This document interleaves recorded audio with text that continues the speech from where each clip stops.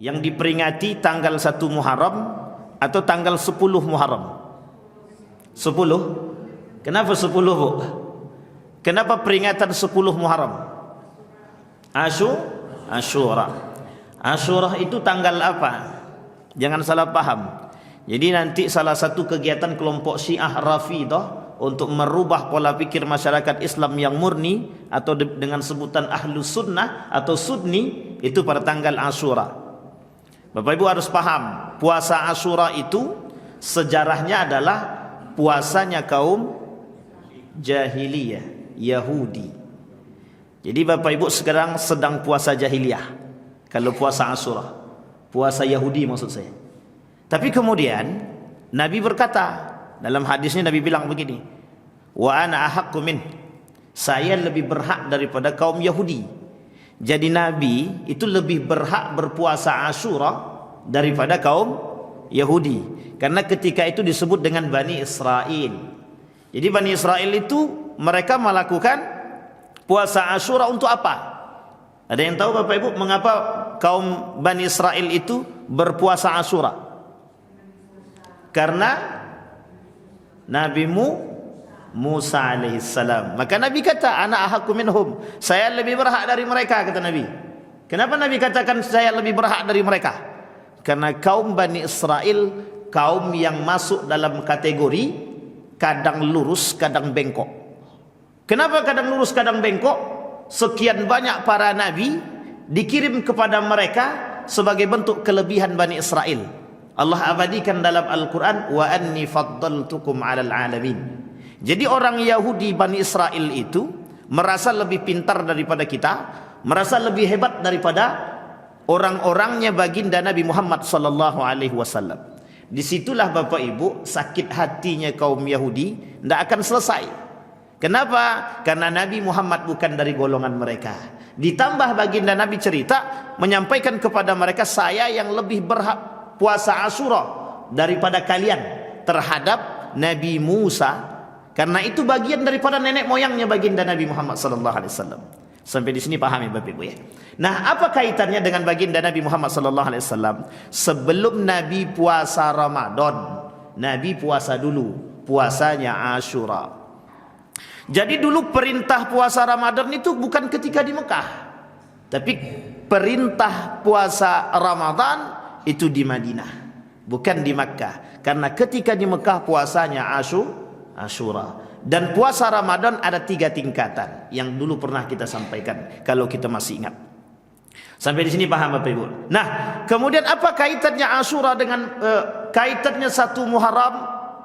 Kemudian dengan peristiwa Asyura pada tanggal 10 itu ada satu kesedihan yang tidak perlu kita lepaskan.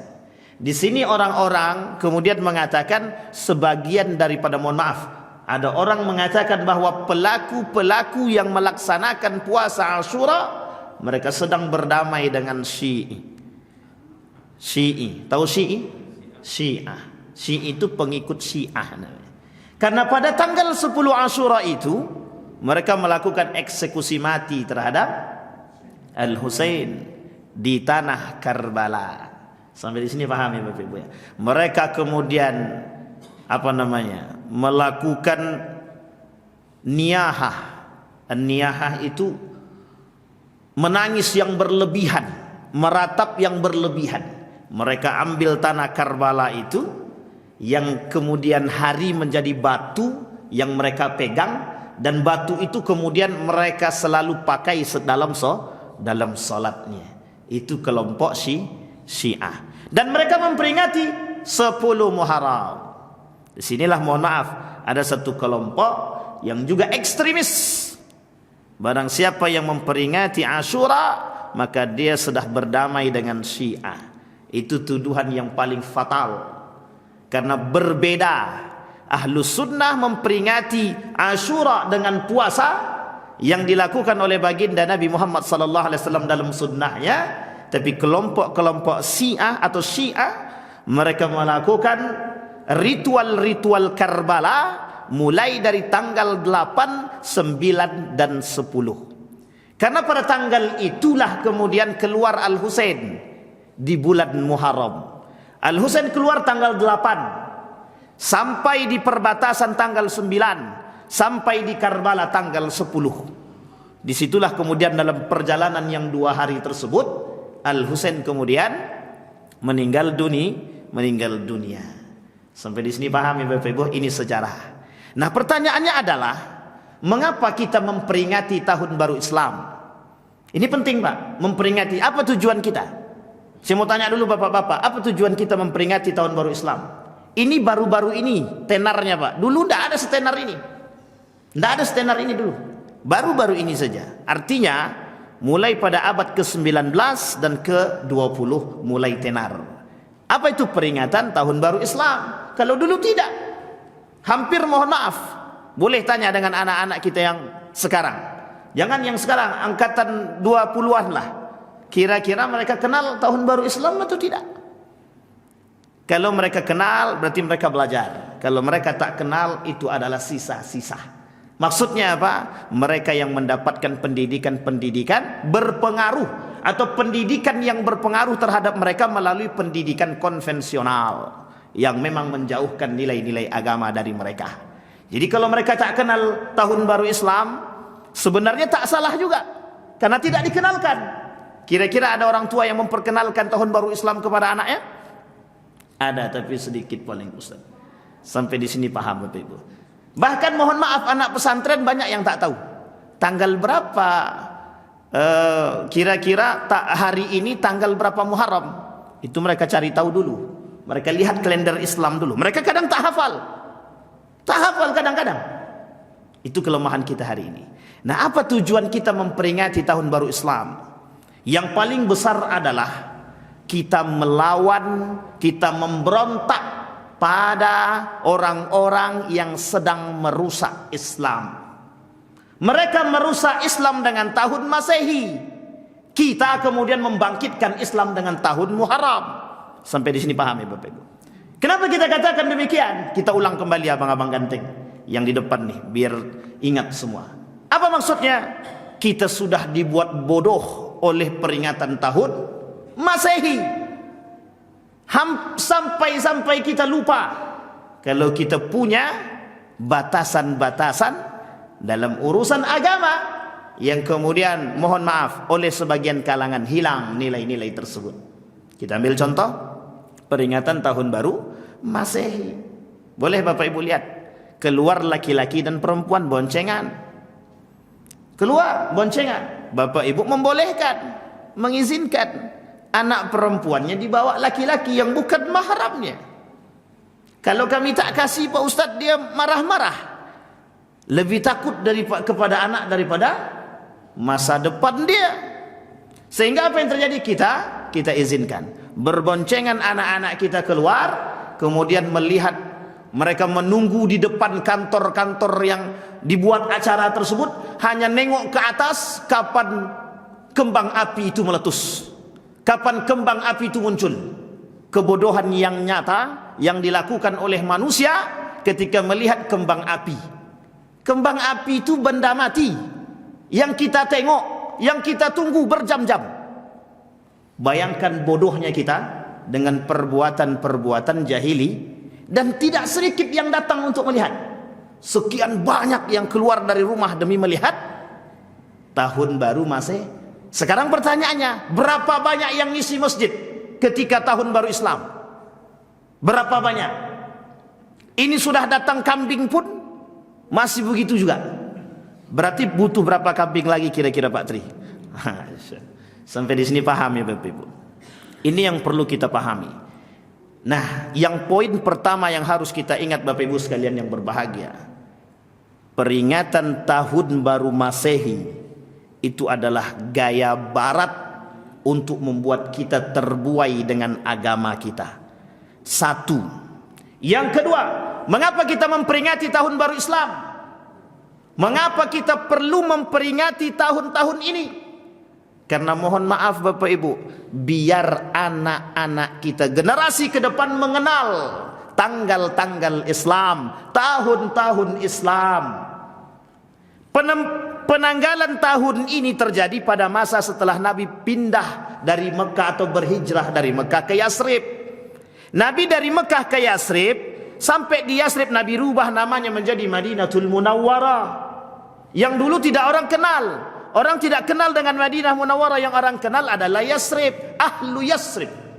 Dan yang mengisi Yasrib tersebut orang Yahudi, Quraisy dan Nasrani, bukan Muslim. Tidak ada Muslim di situ. Tapi ketika mendengar Nabi Muhammad SAW ada di Mekah, mereka mendengar baginda Nabi. Sebagian dari antara orang-orang yang ada di Madinah atau di Yasrib ketika itu memeluk agama Islam. Sehingga ketika Nabi datang dari Makkah ke Yasrib di perbatasan, tepatnya ketika itu di Abwa kalau saya tak salah, mereka sudah melihat dari atas bukit kedatangan baginda Nabi Muhammad SAW. Mereka turun dari bukit berlari menuju Yasrib. Mereka katakan kepada mereka untuk bersiap dengan kedatangan baginda Nabi Muhammad SAW. Dalam sejarah ada yang perlu kita tuntaskan, yang tidak pernah Bapak Ibu dapatkan, mengapa Nabi berhijrah. Itu penting Bapak Ibu, karena dalam sejarah Bapak Ibu tidak akan temukan, kecuali sejarah Islam yang tebal, karya Ibnu Hisham dan karya Ibnu yang lain. Itu ada banyak. Dalam kitab Rahik Al-Makhtum juga ada tertulis. Tapi dalam sejarah Islam yang dipelajari oleh anak-anak kita di pelajaran-pelajaran sekolah, itu tidak kita temukan. Mengapa Nabi berhijrah? Itu yang perlu kita angkat, Pak. Nabi berhijrah dari Mekah ke Yasrib ada satu tujuan. Tujuan pertama adalah memperbaiki. Yang di sono kurang baik, yang di sini harus baik. Bagaimana caranya? Nabi pindah ke Madinah atau ke Yasrib, Nabi bangun satu sistem sosial yang baik.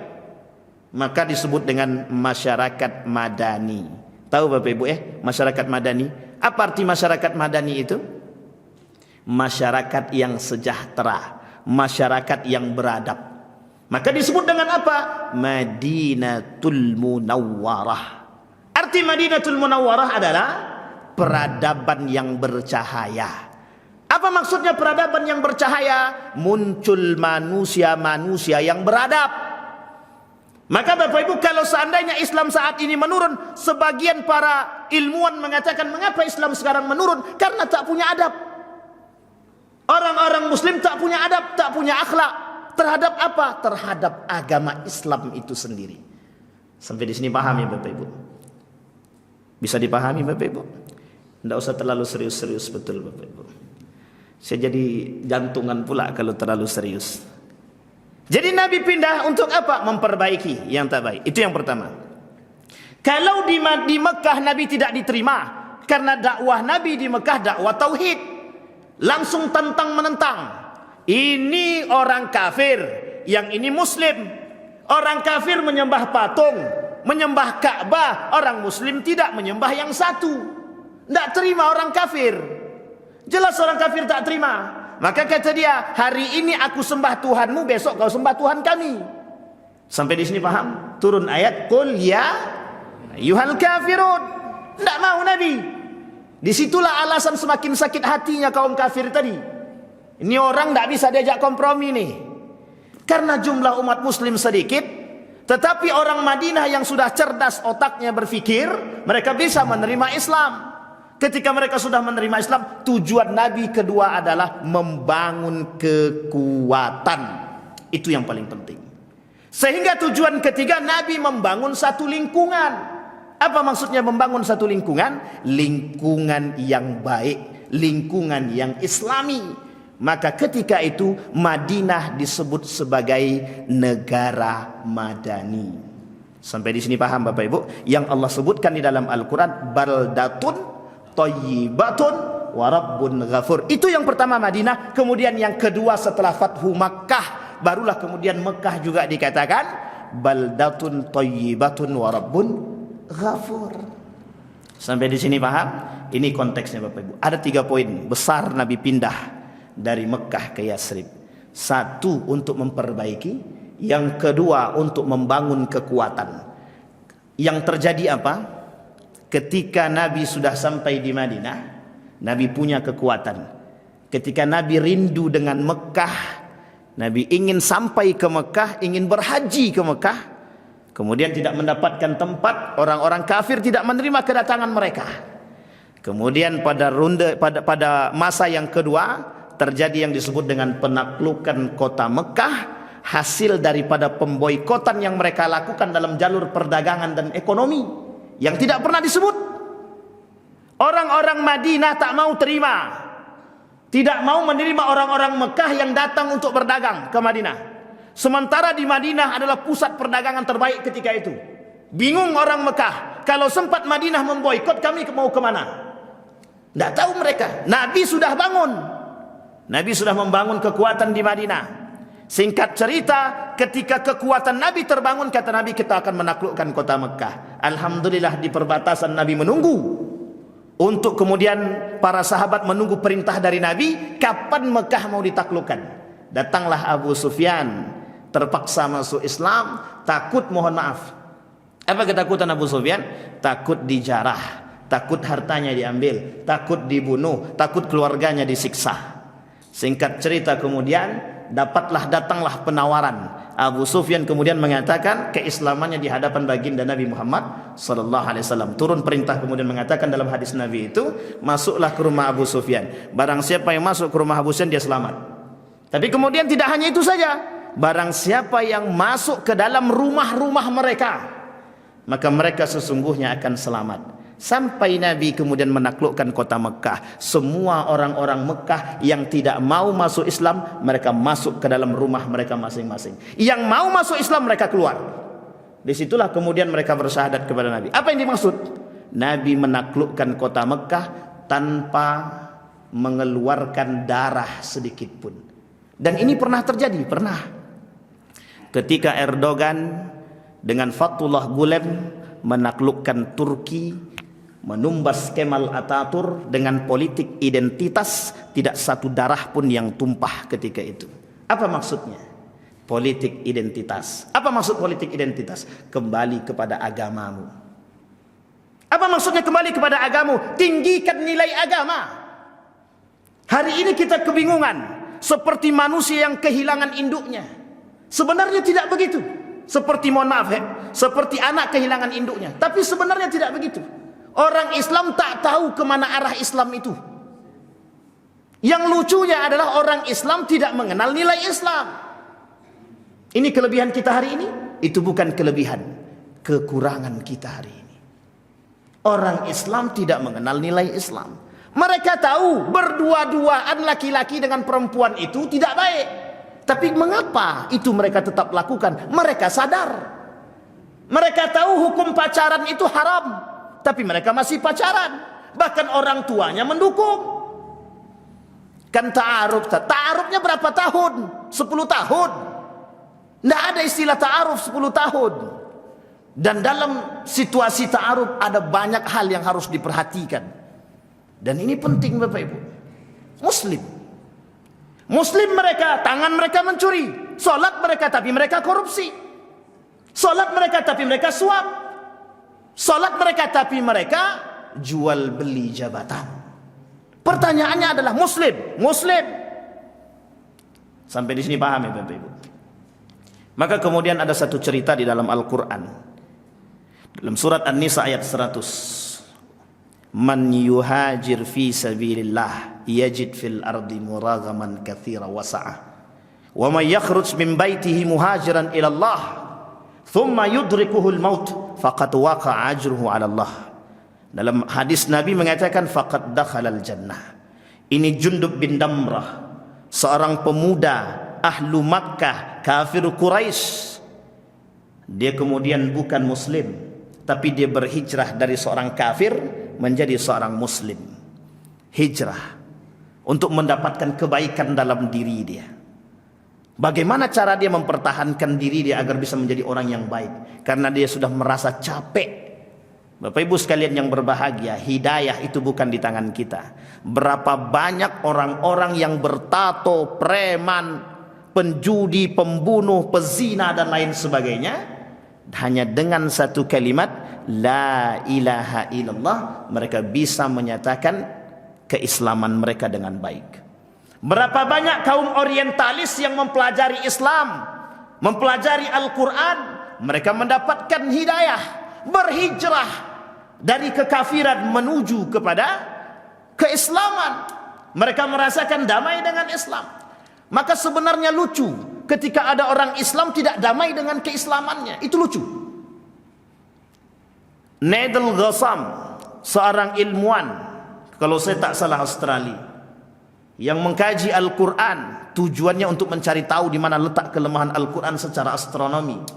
Kemudian dia masuk Islam ketika membaca surat astronomi di dalam Al-Quran.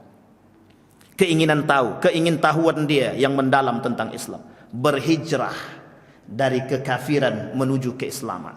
Sampai ketika dia masuk ke dalam Islam, diwawancarai, apa alasan anda masuk ke dalam Islam? Yang pertama, kata dia, saya menemukan ayat-ayat itu sudah tertera di dalam Al-Quran. Yang kedua, aku tak pernah merasakan kedamaian hati ketika saya berada di Islam, kecuali ketika saya berada dalam Islam. Orang non-muslim bisa damai dengan qiraatul Quran. Orang muslim bisa sakit telinganya dengan baca Quran.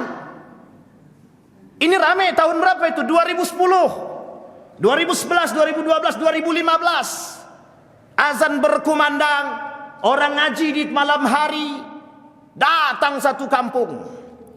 Apa kata mereka? Sakit telinga kami mendengarkan orang mengaji malam-malam. Pertanyaannya kemudian muncul, ketika siang hari ente kemana? Ada orang azan di tengah malam, bingung deh, kok azan tengah malam? Yang nggak pernah ke masjid keluar. Gila kau, kata dia. Azan jam tengah malam kayak gini, solat apa? Dia jawab, ketika azan Isya ente kok nggak datang? Diam pak, balik. Nggak berani komentar lagi. Kita dibuat apa? Umat muslim merasa sakit ketika mendengarkan azan telinganya, merasa sakit hatinya ketika mendengarkan azan. Pertanyaannya adalah, bagaimana mereka bisa merasakan kedamaian dengan keislaman mereka? Berarti apa yang mereka rasakan selama mereka berislam? Disitulah kemudian kata kuncinya, kata Ali bin Abi Thalib, di dalam hati mereka ada satu sifat yang disebut dengan nifaq. Yang nifaq itu, kata Ali bin Abi Thalib, menjadi satu tinta kecil yang hitam di dalam hati mereka, yang terus mereka pelihara kemudian dari kecil menjadi besar. Sampai di sini paham ya Bapak Ibu ya? Ini kemudian yang harus kita perhatikan. Mengapa kita perlu mengenalkan kepada anak cucu kita tentang tahun baru Islam? Nabi memperjalankan dalam perjalanan hijrah, bukan tidak ada rintangan.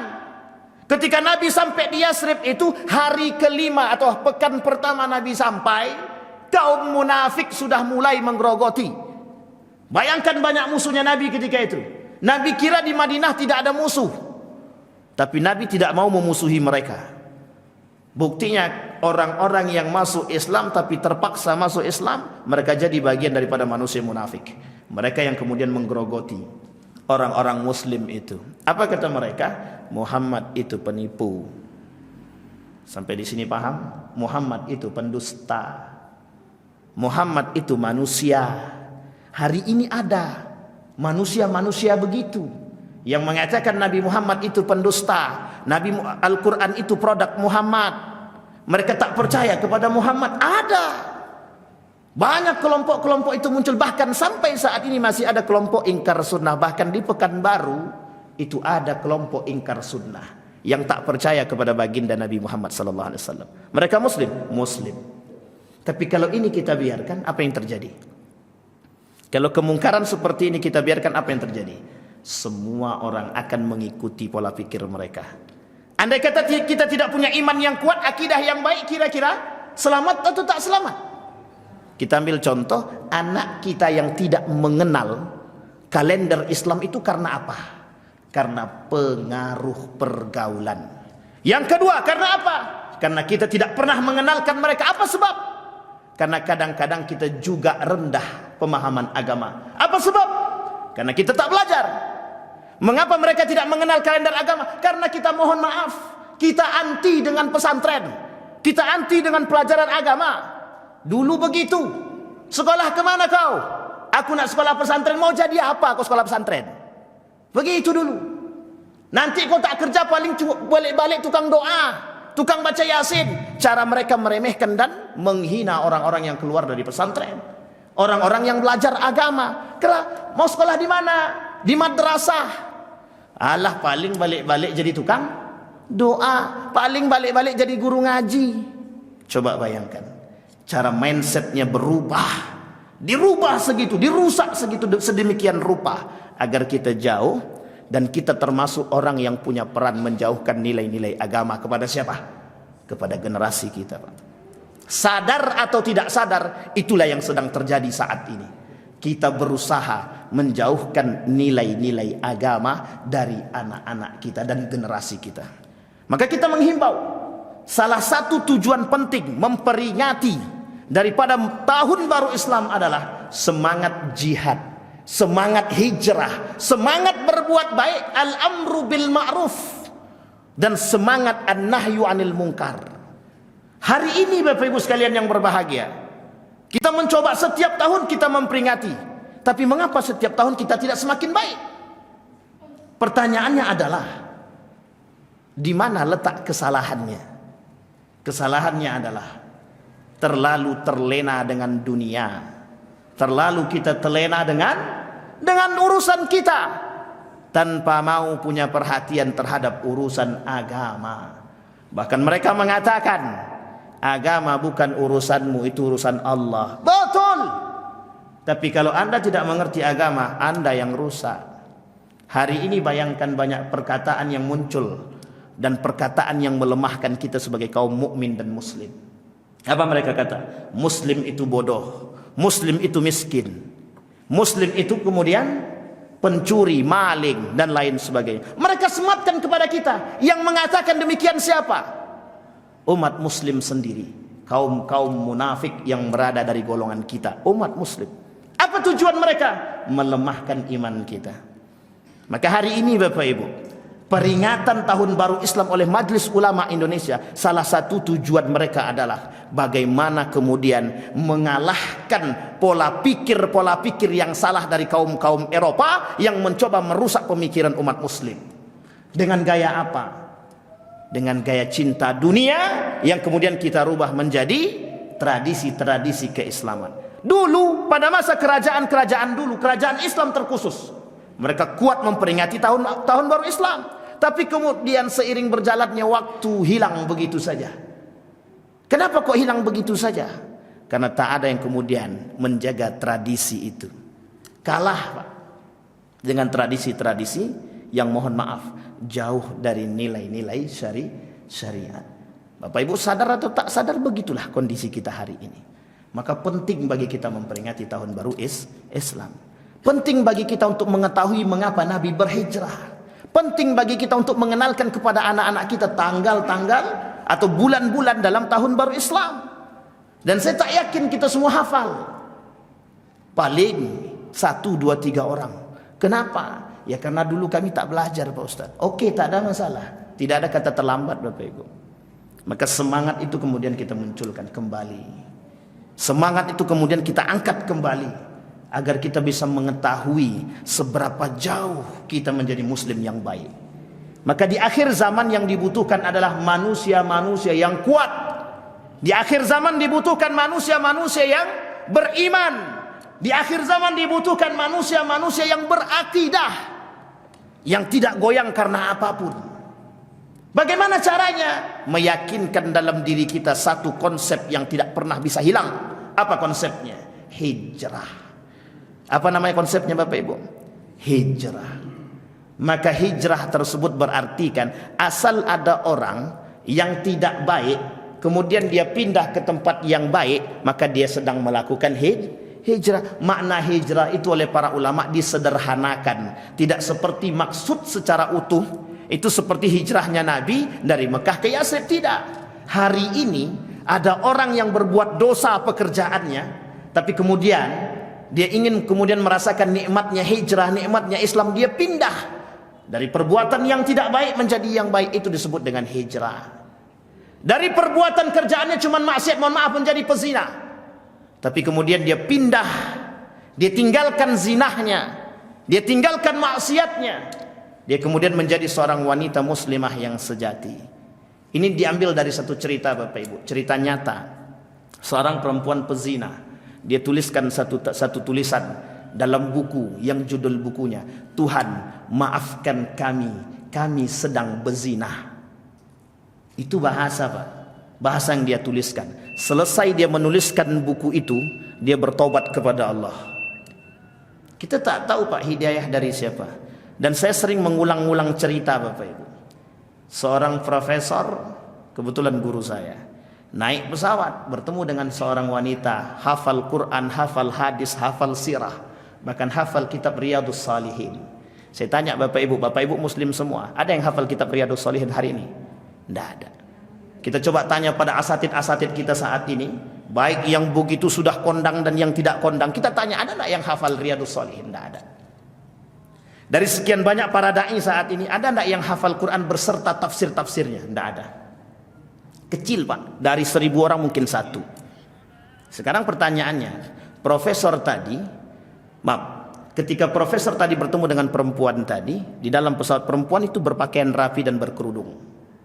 Turun dari pesawat, ketika pesawatnya turun, kemudian keluar dari sininya tanda salib. Apa yang terjadi? Menangis profesor tadi. Sepanjang perjalanan dari Indonesia ke Amerika, dalam pesawat mereka berdiskusi tentang keislaman. Begitu bangganya profesor tadi dengan perempuan tadi. Ternyata ketika dia turun mengambil bagasi, keluar dari sini tanda yang tidak diduga. Apa yang dia katakan? Perempuan tadi katakan, kalau dipertemukan kembali, aku akan sampaikan apa yang harus aku sampaikan. Qadarullah Pak, Allah mempertemukan mereka. Di mana Allah pertemukan? Di lobi hotelnya sama. Apa kata perempuan tadi kepada profesor tadi? Innaka lan tahdi man ahbabta, walakin Allah yahdi man yasha. Perempuan, ternyata dia biarawati, hafal Al-Quran, hafal hadis, hafal kitab Sunan Ibnu Majah, hafal sejarah Islam, hafal kitab Rahik Al-Makhtub. Bayangkan Pak, kurang bagus apa? Sangat bagus. Kita sulit mendapatkan generasi seperti itu saat ini. Ternyata dia non-muslim. Ingat Bapak Ibu, non-muslim itu dalam misinya yang disebut dengan misionaris, mereka sengaja mempelajari bahasa Arab, mereka sengaja mempelajari Al-Quran, dan mohon maaf, mereka menghafal Al-Quran. Snok Horgan hafal Quran Pak. Snok Horgan paham hadis. Snok Horgan itu ahli fatwa, mufti, diberikan kewenangan pada masa kerajaan Samudra Pasai. Ketika dia pulang dari Mekah sampai ke Aceh, dia porak-porandakan kerajaan Samudra Pasai. Dia masuk Islam terpaksa karena hanya tujuannya cuma satu, untuk menghancurkan Islam. Sampai di sini paham Bapak Ibu ya? Kembali kepada persoalan kita, memperingati malam tahun baru itu hakikatnya adalah bagaimana kita bisa menumbuhkan semangat juang, semangat hijrah dalam diri kita, agar bisa kembali kita menumbuhkan nilai-nilai Islam yang saat ini, mohon maaf, mulai hilang secara perlahan. Kita kembalikan. Di masa ini kita usahakan untuk kembali membangkitkan kebangkitan Islam dari tangan generasi-generasi kita. Insya Allah. Saya kira itu saja Bapak Ibu. Mudah-mudahan ada manfaatnya bagi kita semua. Ada pertanyaan Bapak Ibu? Tidak ada, alhamdulillah. Baik Bapak Ibu sekalian yang berbahagia. Karena kalau bertanya mesti lewat waktunya kan Bapak Ibu. Insya Allah lain waktu kalau kita ketemu lagi kita sampaikan permasalahan-permasalahan yang memang unik di antara kita. Insya Allah mudah-mudahan bermanfaat bagi kita semua. Fa'tabiru ya ulil absar la'allakum tuflihun.